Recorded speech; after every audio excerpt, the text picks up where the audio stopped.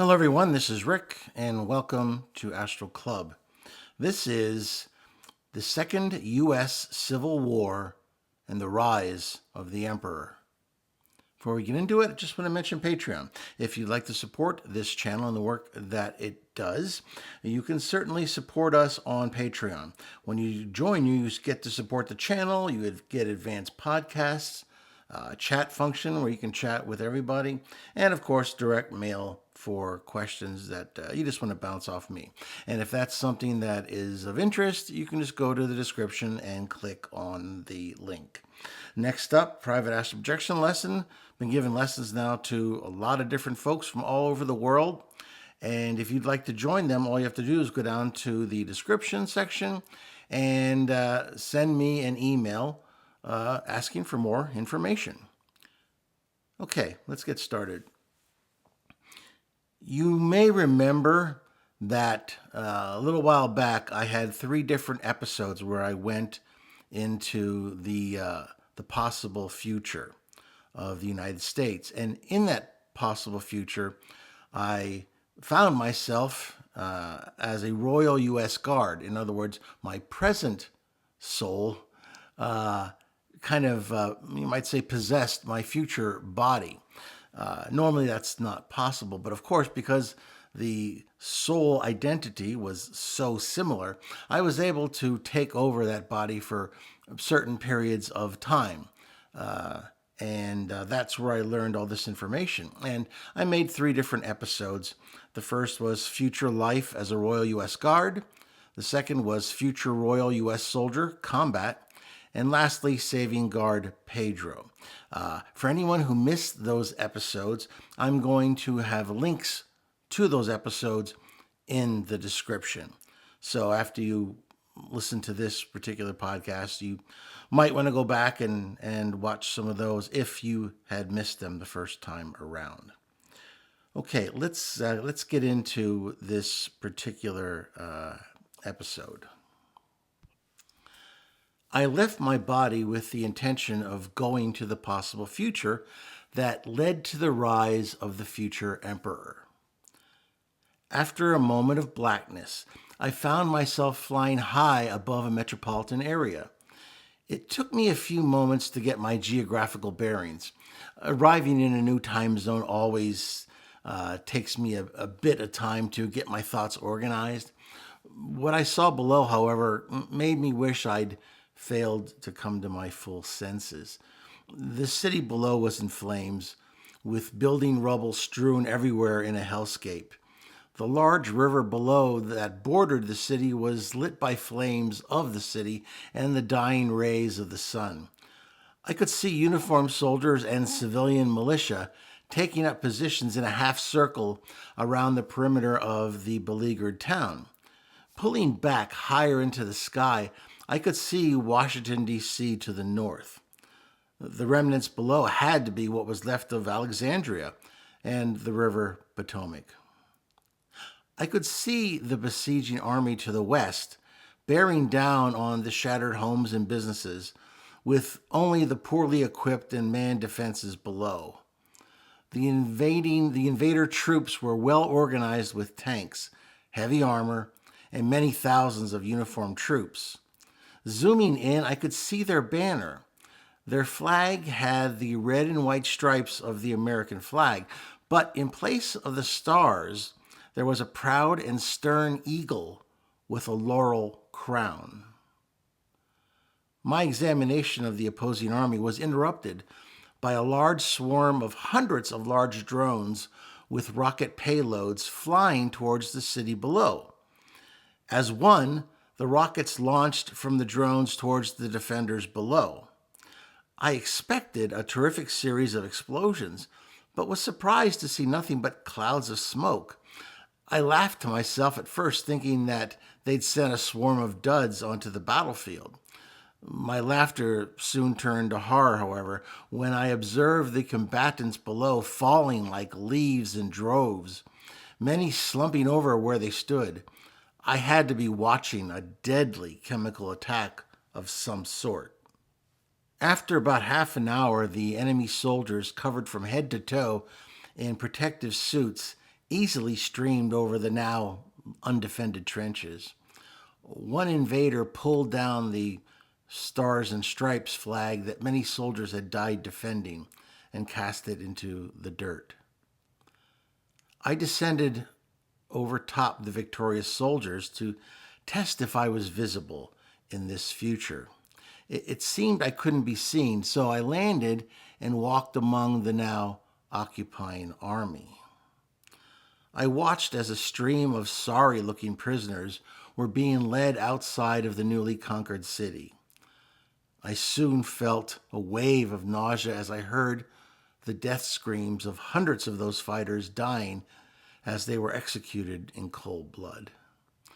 I was tempted to return to the present, but forced myself to stay to record as much as I could of this conflict.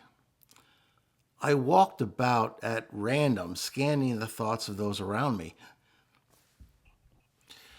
I continued in this work for hours, moving about unobserved, with the exception of some German shepherds that broke into spasms of barking as I passed, frantically pulling on the leashes of their security personnel handlers. The streaming thoughts and images I was receiving gave me the whole tragic story of the once united states. The year was 2142, and the United States of America was no longer united. A bitter divide had grown between the federal government and the increasingly rebellious states, driven by years of political instability, economic disparity, and social unrest.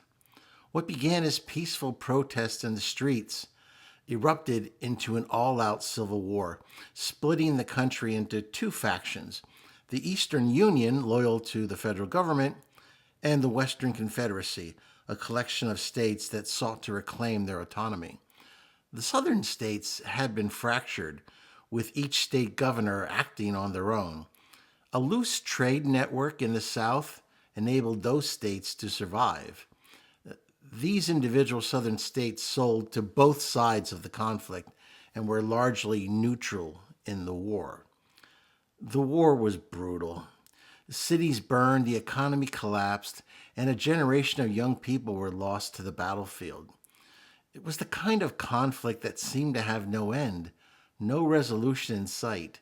Each side claimed righteousness, each side with their vision of America's future, but the American dream seemed further and further out of reach.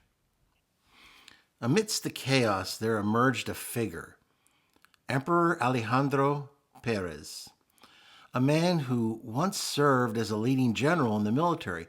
Perez was known for his strategic brilliance and unyielding leadership. He had been part of the Western Confederacy's efforts to forge a new republic, but it was clear early on that he wasn't content with simply leading a fragmented nation. He had bigger ambitions. At first, Perez had merely been one general among a group, but soon his powerful voice advocating for the Confederacy's independence spread like wildfire throughout the West. But as the war dragged on, he saw weaknesses in both sides: corruption, internal strife, and an unwillingness to sacrifice for the greater good. Perez believed that America needed more than just a new government. It needed a singular leader, a unifying force who could restore order and reclaim the country's former glory. He saw himself as the one who could do this, and he began to rally a growing number of supporters. Perez's rise was swift. With his military genius, he won critical battles against the Eastern Union, pushing them back and securing key territories.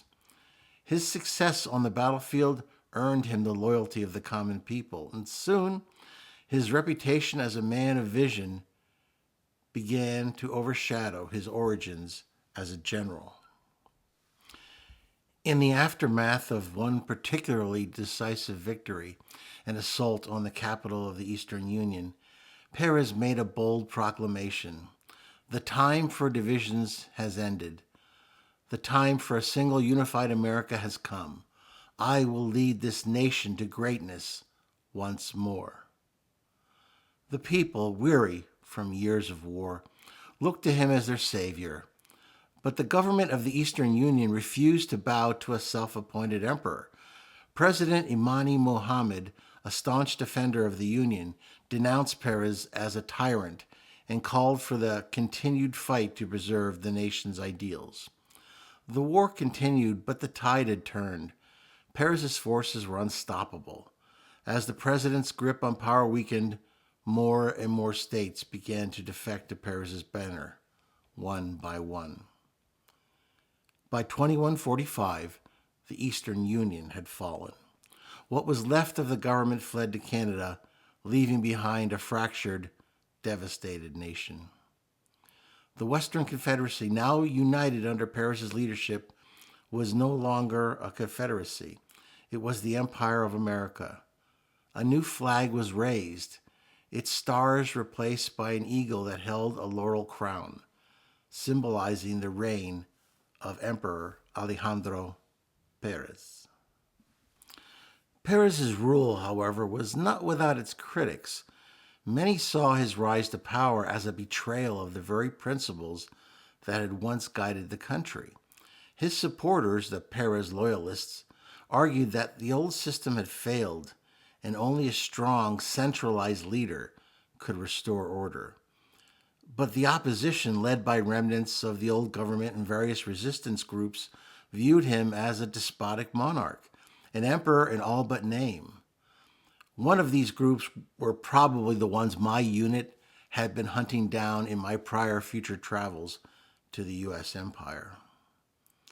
The monetary system had been a hodgepodge of digital currencies, barter, and old federal notes had been replaced by silver and gold-plated silver imperial coins. The emperor's bold portrait appeared on the obverse of the new coins, and the number value, surrounded by laurel wreaths on the reverse, instead of the word liberty, which appeared on old U.S. money, the word loyalty now took its place. However, the empire was divided. Some states had embraced Perez's reign, while others waged guerrilla warfare, fighting for a return to a democratic republic. But in the heart of the new empire, the capital city of New Denver, Emperor Perez established a new order. He implemented sweeping reforms, consolidating power in the hands of a loyal elite, dismantling the old political structures and centralizing the military under his command. To the people who supported him, he was a visionary, a man who had brought peace to a broken nation. But there were whispers in the shadows. Some claimed that Perez's ambitions were not confined to America alone. His speeches spoke of a new world order where America would once again take its place as the dominant global power. His growing military might and control over technology were signs that he had plans far beyond the borders of the former United States. He was more than a leader. He was a ruler in the truest sense of the word, a man who believed he was destined to reshape the world. Perez's reign was marked by both fear and admiration. To his people, he was a symbol of strength and unity, but to his enemies, he was the embodiment of tyranny. The Second Civil War had left deep scars, and as the Empire of America expanded its influence, the world watched closely. The future of the nation, and possibly the world, hung in the balance. I stayed in this grim reality for approximately 24 hours and scanned hundreds of minds to piece this story together. When I thought I'd learned enough, I spent the remainder of my time working with the thousands of newly departed soldiers. For help, I sent word to my angel guide, who arranged a small army of guides for those agonized souls who needed their help. Once I returned to my body, I did my best to sleep without dreams, to attempt to recover from the catastrophe I'd just witnessed. Before falling asleep once again, I noted I'd returned to my body about 20 minutes after I'd left in the present time. Okay, that was this experience. It was kind of traumatic for me, but it helped to fill in the story that I'd kind of left half unfinished, because by going into the body of my future self, I kind of found myself in the middle of a story without knowing how the story began. So this particular visit allowed me to, I guess, fill in the past of that possible future, so that all of what I experienced in those 3 episodes, that once again will be in the description for anyone who missed them, it helps to kind of fill in the gaps, to explain some of the reason why my unit was doing what they were doing, for good or evil. Okay, well, if you like that, please hit the like button, share it with those of like minds, subscribe if you haven't already. I'm very eager to see your comments and questions. Hopefully this possible future will never come about, but we'd be lying to ourselves if we didn't perhaps see the seeds of destruction in our own present country, lying there perhaps dormant right now, but if we're not careful, one day they may grow and split apart this great nation. Okay, once again, please leave your comments, and I will see you on the astral plane.